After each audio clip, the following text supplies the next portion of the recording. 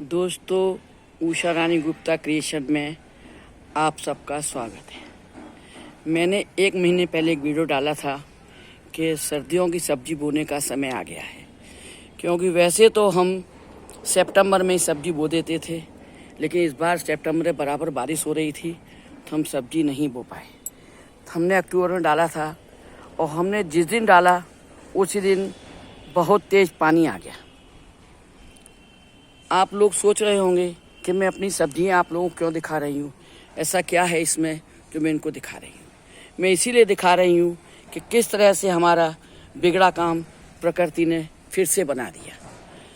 मैंने अक्टूबर में सब्जियां सब डाली और जिस दिन डाल दी उसी के दूसरे दिन इतनी तेज़ बारिश हुई कि जैसे तूफ़ान आ गया हो। आपको पता होगा जगह जगह बिजली गिरी थी, हाईकोर्ट तक में पानी बहने लगा था अंदर हॉल में और बहुत बुरी हालत हो गई थी आंधी तूफान की तरह से। तो हम बड़े परेशान हो गए थे कि हमारे सारे बीज सब बेकार हो जाएंगे और कोई फ़ायदा नहीं है। अब ये हमारा सब्जी लगाना न लगाना बेकार हो गया। कुछ लोगों ने हमसे शिकायत भी की, व्यूअर्स ने और मिलने वालों ने, कि मैडम आपने तो सब्जी डलवा दी और हमारी सब्जी अब बारिश में सब ख़राब हो गई। क्योंकि 8-10 दिन से धूप निकली हुई थी तो हमने डलवा दी, हमने बताई और हमने खुद भी डाली, ऐसा नहीं कि नहीं डाली थी। लेकिन अब प्रकृति के लिए तो कुछ कर नहीं सकते हैं कि अचानक पानी आ गया तो हम क्या कर सकते हैं, आ गया तो आ गया। लेकिन हम परेशान तो थे, लेकिन हमने क्या किया कि ठीक है जाने दीजिए, ईश्वर की इच्छा है, जो हो रहा है हो रहा है। लेकिन हमारे गाजर के बीज थोड़े रह गए थे जो हमने पानी भिगो दिए थे और डालना भूल गए थे। तो दूसरे दिन जब पानी देखा हमने दलदल हो रहा है बुरी तरह से क्यारी में, तो हमने सोचा हमारे बीज भीगे हैं, ये बेकार तो वैसे भी चले जाएंगे, कुछ ना कुछ प्रयोग करके देखते हैं। तो दोस्तों हमने उसका एक ऐसा प्रयोग किया जो हम आपको बताएंगे, आपसे शेयर करेंगे और आप देखेंगे कि किस तरह से हमारी गाजर निकली हुई है। दोस्तों मेरा वीडियो अच्छा लगे तो लाइक कीजिए, अपने दोस्तों को शेयर कीजिए और पहली बार देख रहे हो तो सब्सक्राइब कीजिए, जिससे मेरा वीडियो आपको पहले मिले। तो दोस्तों मैंने क्या किया कि गाजर के बीज को, जो गीली क्यारी थी दलदल वाली, उसी के ऊपर उसको छिड़क, पहले बीजों को पानी से निकाला छलनी में, वो कपड़े से पोंछ के ऐसा किया कि वो बिखरा बिखरा हो गया। और मैंने गाजर एक जो दलदल वाली क्यारी थी उसी के ऊपर बीज छिड़क दिया। और बीज छिड़कने के बाद उसके ऊपर जो गमले की पलटन होती है सूखी मिट्टी, वो मैंने उसके ऊपर हल्की सी परत, 1-आधी इंच की परत डाल दी कि सारे बीज कवर हो जाएं। मैंने ये बीज तो मुझे फेंकने तो है ही है और क्यारी भी गीली, अभी कोई काम नहीं है तो चलने दीजिए। और वो चलने दिया, देखा तो 8 दिन के अंदर सारी गाजर निकल के आ गई।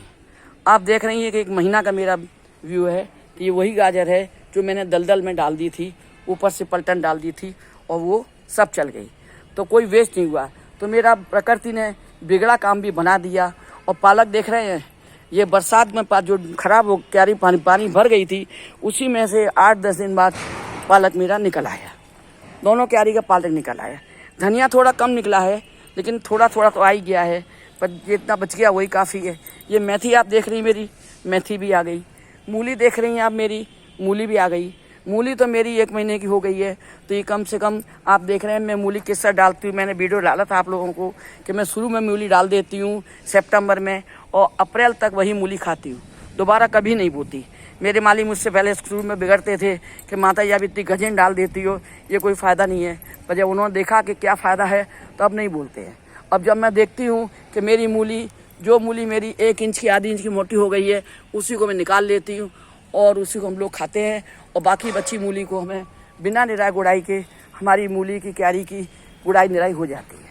आप देखिए 1-1, आधी-आधी इंच की जो मूली है उन्हीं को हम निकालेंगे, थोड़ा हल्का सा आहिस्ते से निकालेंगे और बाकी मूली मेरी मोटी होती चली जाएंगी।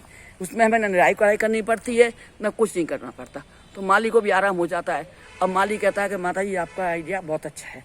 तो दोस्तों आपने देखा कि किस तरह से प्रकृति ने मेरा बिगड़ा काम फिर से बना दिया। ये फ्रेंच बीन मैंने डाली थी तो फ्रेंच बीन भी आ गई है, आप देख रही हैं, फ्रेंच बीन भी आ गई है।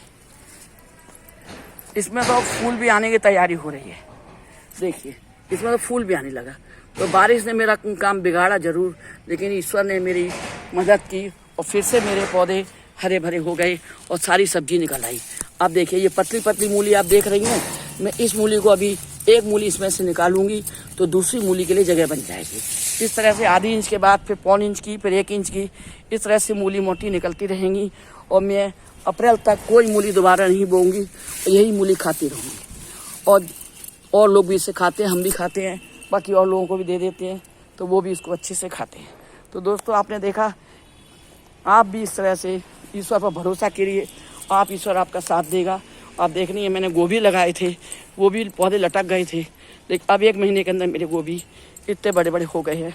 8 दिन बाद सारे पौधे मेरे खड़े हो गए थे और मेरा देख के मन बड़ा खुश हो गया।